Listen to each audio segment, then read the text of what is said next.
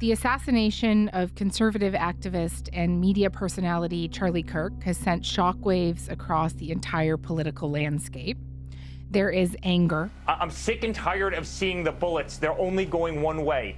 When does the senseless nonsense stop? And when is finger pointing. Some of the American left are undoubtedly well-meaning people, but their ideology is pure evil. They hate the good, the truth, and the beautiful, and embrace the evil, the false, and the ugly. And they literally will kill those with whom they disagree, just as their predecessor leftists Marx and Stalin and Lenin and Pol Pot and Fidel Castro did. Appeals for calm. Hopefully we can all sit down and say, hey, it's time to take a deep breath and embrace what we have in this country, but not resort to where it's went. The temperature needs to be brought down in the political environment, and this is a good opportunity to do that. And calls for revenge. They are at war with us. Whether we want to accept it or not, they are at war with us. What are we going to do about it? None of this has been helped by the few details known about the assassin, who ended Kirk's life with a single shot fired across the heads of the audience gathered to see him at a Utah University campus. Today, Will Sommer is here. He is a senior reporter with The Bulwark, where he writes the False Flag newsletter. We're going to talk about what we know about the shooting, how people across the political spectrum are reacting, and what this atmosphere of increasing political violence could mean. Will, hi. Thank you so much for making the time today. Thanks for having me. So you and I are speaking around 1 p.m. Eastern time on Thursday, and I want to start with some of the latest news that was published by the Wall Street Journal. And that is, according to the Journal, who say that they saw an internal bulletin. They're also quoting a source close to the investigation, that the ammunition used in the shooting was engraved with, quote, transgender anti-fascist ideology. Do we know anything else at this hour about this? What immediately came to mind to you when you first saw that information? Well, it's interesting. The idea that there were some sort of pro-trans, anti-fascist messages on the bullet casings originally came from right-wing commentator Stephen Crowder, who's actually Canadian, I believe, but is now in the U.S. And so he got the first copy of this intelligence report, but it seems to be very kind of sort of a draft. And then the Wall Street Journal reported it. But more recently, the New York Times has been casting doubt on it. They had a law enforcement official who said, this may be kind of a heat of the moment thing, that there may have been a misunderstanding here in terms of this report being filed. And so it's a little unclear whether that's accurate. And at the same time, as we're talking just recently, the government put out some kind of blurry pictures of the shooter, who appears to be a young man. Right. There's two images. He's wearing like a black ball cap, black long sleeve shirt, big sunglasses, seems to be wearing a backpack. I think it's worth talking about some more of the details we do know so far, because they seem to suggest that there's like a level of sophistication here. The suspect, who obviously remains at large, fired from a rooftop about 130 meters away. There was only one shot fired. And the police are saying that he then ran across the building and jumped off the roof. What has struck you about how the assassination was carried out? Yeah, I mean, I think the biggest thing here, as we're talking, is that the gunman still hasn't been caught as of now. I mean, as you said, it looks like a very straightforward, as you said, there was one shot. I think law enforcement, at least initially, appears to have been pretty flummoxed. They held two different people, and the FBI director at one point said that second person, was a subject in the investigation, and that guy was released. Mm-hmm. So it appears at least that the shooter managed to evade capture for longer than I think we would expect. Let's talk about the response from the president now. On Wednesday night, he posted this 4-minute video message from the Oval Office praising Kirk. Charlie was a patriot who devoted his life to the cause of open debate and the country that he loved so much, the United States of America. He fought for liberty, democracy, justice, and the American people. He's a martyr for truth and freedom, and there's never been anyone who was so respected by youth. But then he went on to say this. For years, those on the radical left have compared wonderful Americans like Charlie to Nazis and the world's worst mass murderers and criminals. This kind of rhetoric is directly responsible for the terrorism that we're seeing in our country today, and it must stop right now.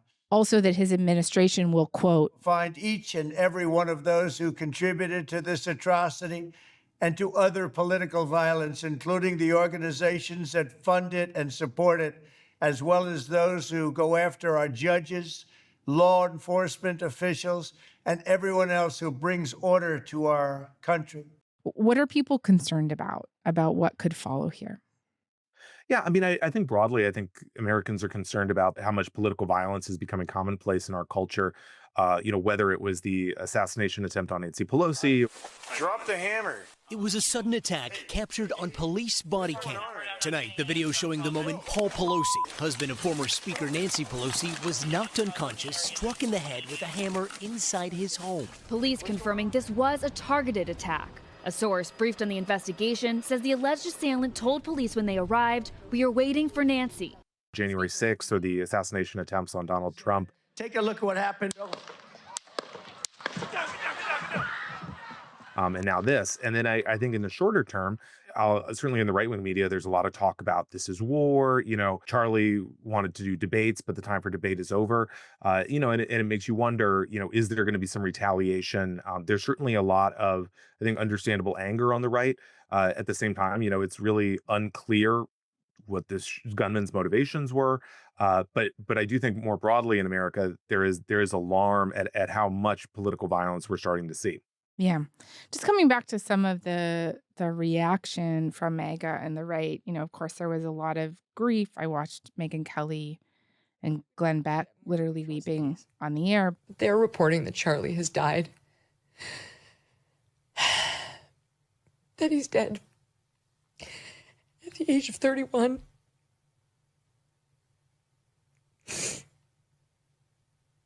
Which he would have to be if that video was real.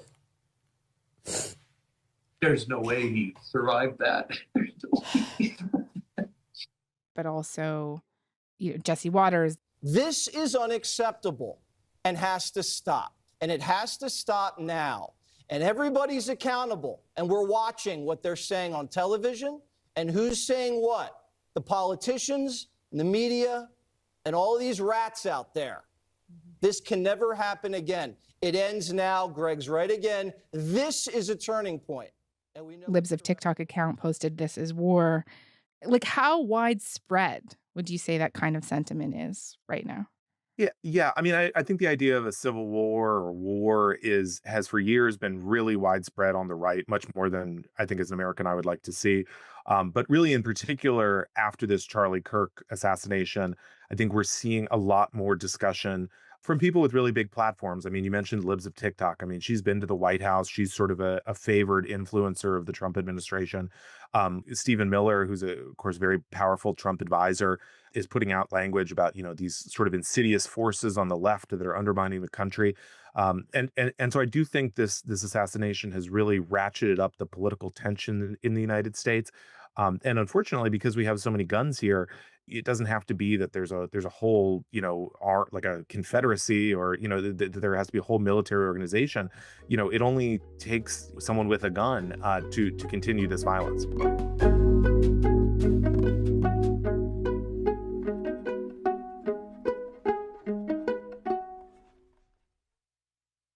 As we've been saying, we don't know very much about the motivations of the shooter right now. Like, even if those words were engraved on the ammunition, like, that doesn't mean that person believes that, right? Like, you can think of a lot of reasons why someone might write that on ammunition as kind of a false flag operation too. Yeah. I mean, there are political movements in the United States that, hope to see everything burned to the ground. Yeah. And they're called, some of them are called accelerationists. Like they sort of see the United States as kind of tottering on the brink, and they want to help give it a shove in the hopes that kind of their fascist ideology will emerge in the end. And so, yeah, I mean, you could see, I think, people with a lot of different motivations who might say, this might give Donald Trump a pretext for a crackdown on the left, or as you said, a false flag operation. Again, we know so little about the shooter's motivations. And so, like you, I'm hesitant to speculate, but certainly I think there are a lot of different kind of political ideologies you could imagine being behind the assassination. Mm-hmm. And just in this absence of information, in this information void, tell me a little bit more about how people from across the political spectrum are feeling it, because that's also alarming. Yeah, I certainly on the right, I think we're seeing a lot of people jumping to the idea that this was somehow, the product of liberal or left-wing criticism of Charlie Kirk, or people who they would say demonized him. But on the other hand, in the United States, I think we've become so used to, unfortunately, these both mass shootings and political violence in general. And then there's such a jump to see, did the gunman have like an ideology that is politically advantageous for me to use as grist here? Mm-hmm. And we're seeing already, not just, online commenters, but we're seeing Republican members of Congress say, this is the fault of the media, or this is the fault of Democrats. And so certainly I think the right is seeing this, even before we know the gunman's motivations, as an opportunity to advance their own cause. Yeah. And then just all sorts of other theories floating around, right? Like that Kirk had called for the release of the Epstein files before he was shot. So maybe that's why he was shot. We deserve to see the entire client list. Yeah. Every document the government has regarding the Epstein files, we, the American people, should have on an easy-to-access website immediately, in a very, very quick fashion. I'm pushing for that both privately and publicly, just so you know. That Trump maybe wanted to distract from the Epstein case, and that had something to do with it, that Israel or Benjamin Netanyahu assassinated him because he'd condemned the Iran war and called out Epstein as Mossad. The evidence shows that every single one of these people, the last couple of decades, that is pushing for a conflict with Iran has not just failed miserably, has been one of the greatest catastrophes in American foreign policy ever. Thousands of lives needlessly lost of Americans, millions of people displaced, trillions of dollars spent.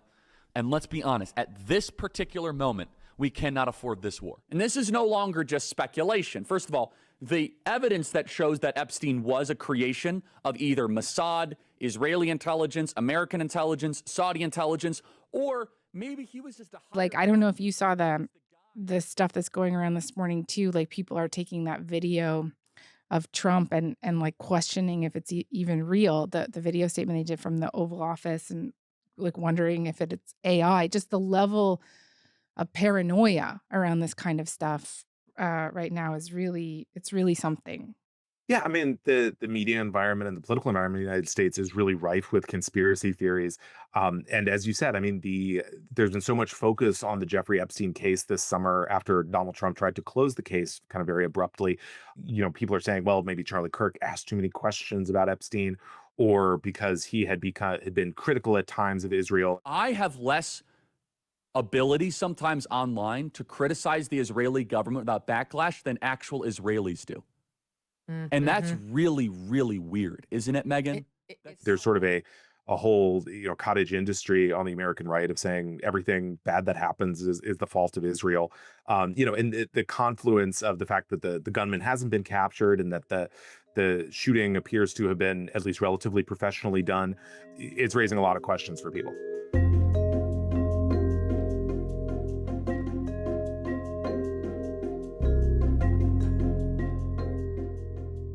I just want to talk about Charlie Kirk and his legacy for a little bit now with you.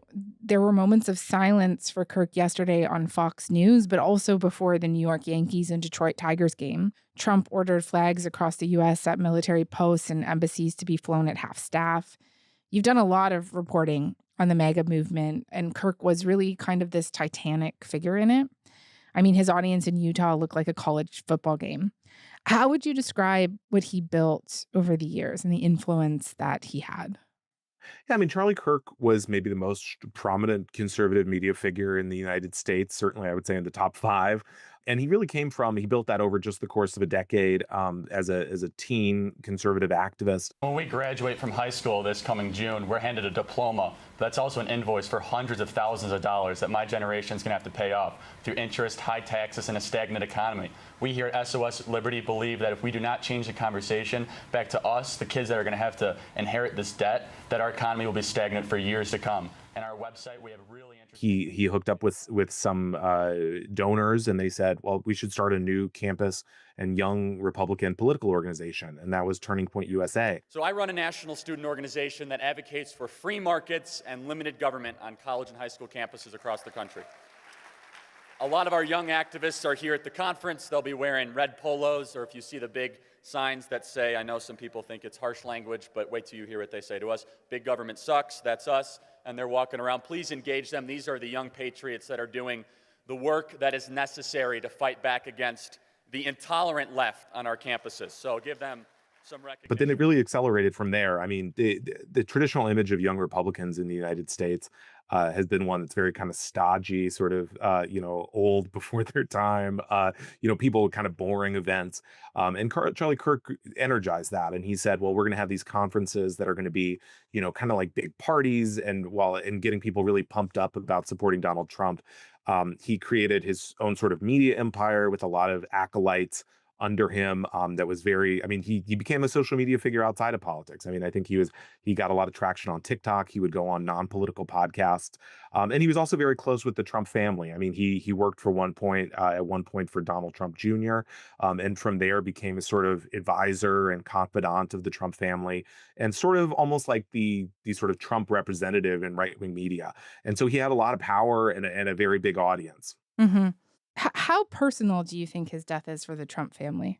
I think it's personal. I think unlike a lot of these figures, I mean, I think there are a lot of people in right-wing media that they agree with, that they, may talk to. But I think one of Donald Trump's grandchildren posted on X today that Charlie Kirk was a close family friend. I had a brief conversation with the president over the phone. He sounded quite upset, quite down about this. He told me, it's horrific. It's one of the most horrific things I've ever seen. He was a great guy. He was a good man. He was an incredible guy. There's nobody like him. And so again, I mean, he was very close with Donald Trump Jr. And this was a guy who I think was around a lot. Trump would speak at Turning Point USA events. So he's uniquely close to the Trump family. And I think that's partially why, we're seeing things like Donald Trump giving him the Presidential Medal of Freedom, which is the highest civilian honor in the United States. Mm-hmm. And just in general, I think that this is being seen as striking very close to home.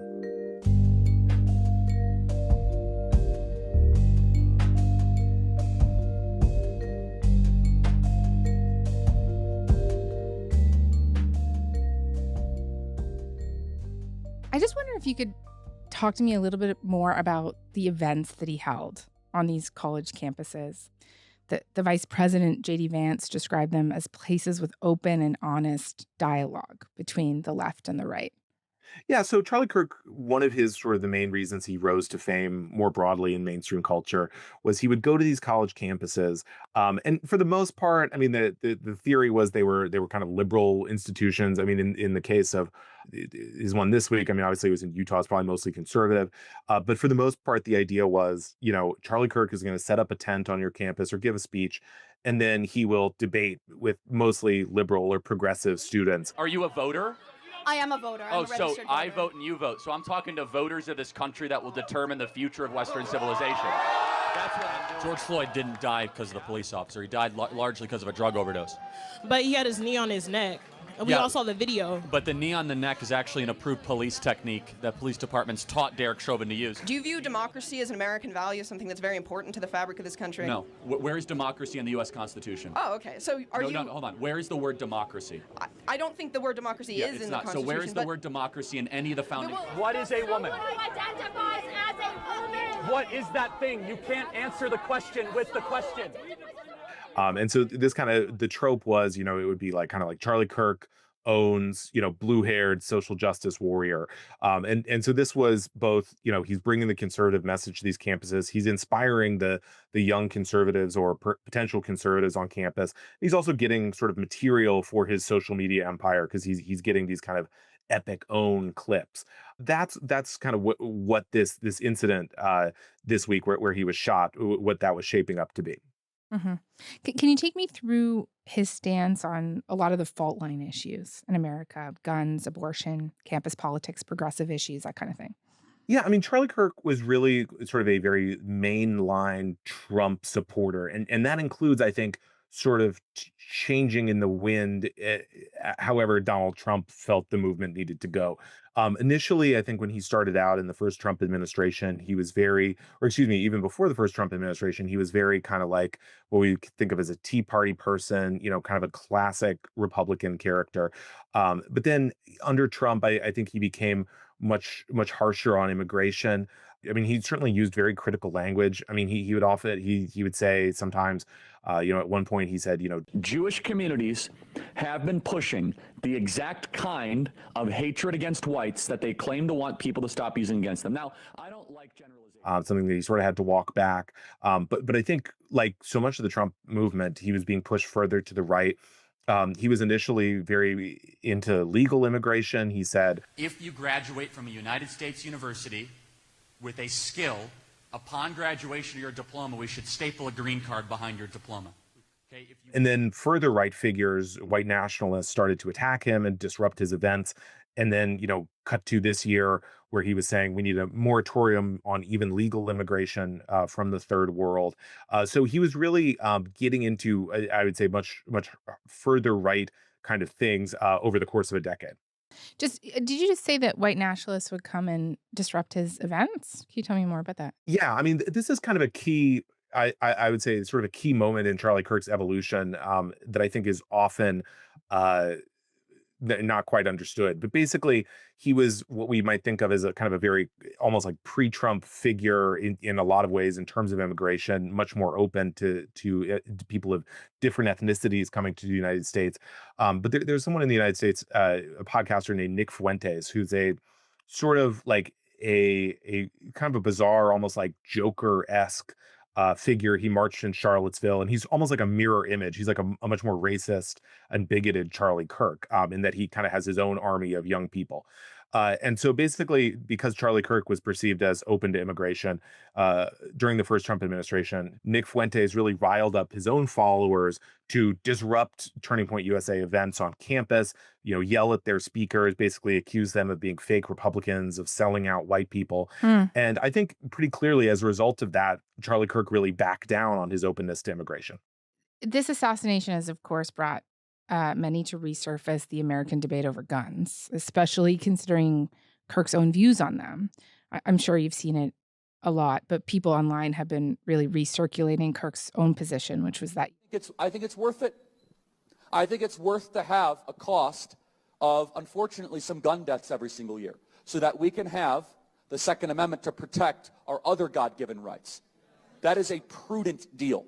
It is rational. At the exact moment that he was shot, Kirk was actually debating this issue, right? He was asked if he knew how many transgender Americans have been mass shooters over the last 10 years, and he responded by saying too many. The questioner said 5 in 10 years, then asked, do you know how many mass shooters there have been in America over the last 10 years? Counting or not counting gang violence? Great.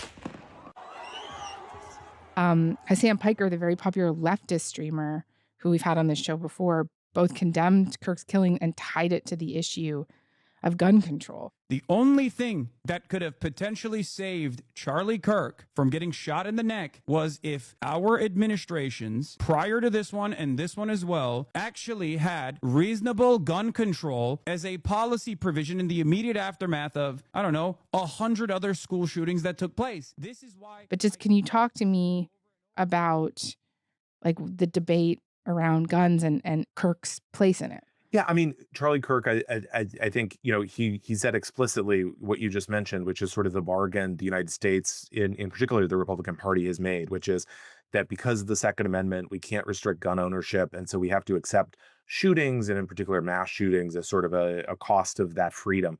And I mean, he said it explicitly there, but that is sort of the argument that they're advancing, and basically that has won the day in the United States. So I would say that it's challenging because, really the gun control debate is more or less over in the United States, at least for the foreseeable future. And the people who want maximal gun ownership have won. And sort of as a result of that, we're seeing more, I'd say, violence, both political and otherwise. It is just, obviously it's something that comes up at these events. But it is also true, I think, that the more guns there are, the more violence we see aimed at all sides.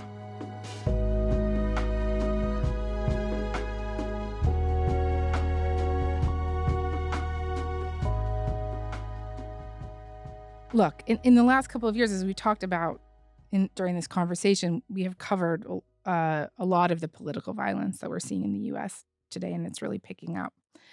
But I am also quite struck by how quickly people seem to move on from these events, including 2 assassination attempts on Trump. Do you think that this will have the same kind of reaction and people will be back talking about Epstein by the middle of next week? Or do you think something bigger has happened here? It's interesting. It's a good question because the media environment in the United States is so frenetic and often driven by the president that it's difficult to say. I mean, I think on one hand, it's very possible that next week there will be a bigger story that crowds this out in the media. On the other hand, I do think that for the right, this is something that they're going to carry with them for a long time. I think for them, this is sort of a Rubicon moment that, it's hard to think of something along these lines where someone who was so prominent and such an inspiration for so many people on the right and a model was murdered. And so it's going to be something that I think stays with them. And I think something that the Trump movement is going to continue referring to, and very possibly in terms of government policy, cracking down on liberals as well. Mm-hmm. Like, what could that look like? Like when we talk about crackdowns on liberals? On the lighter end, I mean, we could imagine, Donald Trump was saying, we're going to go after organizations that promoted this. We've already seen the administration go after universities that are perceived as too liberal, saying we're going to cut your grant funding. We're going to make life very difficult for you in various ways. And I think we could see an intensification of that effort. The State Department has asked people to flag, any foreign residents of the United States they see who are perceived as celebrating Kirk's assassination, presumably with an eye towards their deportation. I mean, frankly, I think it could get a lot worse than that. I mean, but I think that would just be a start. Okay. Well, thank you very much for this. Thanks for having me.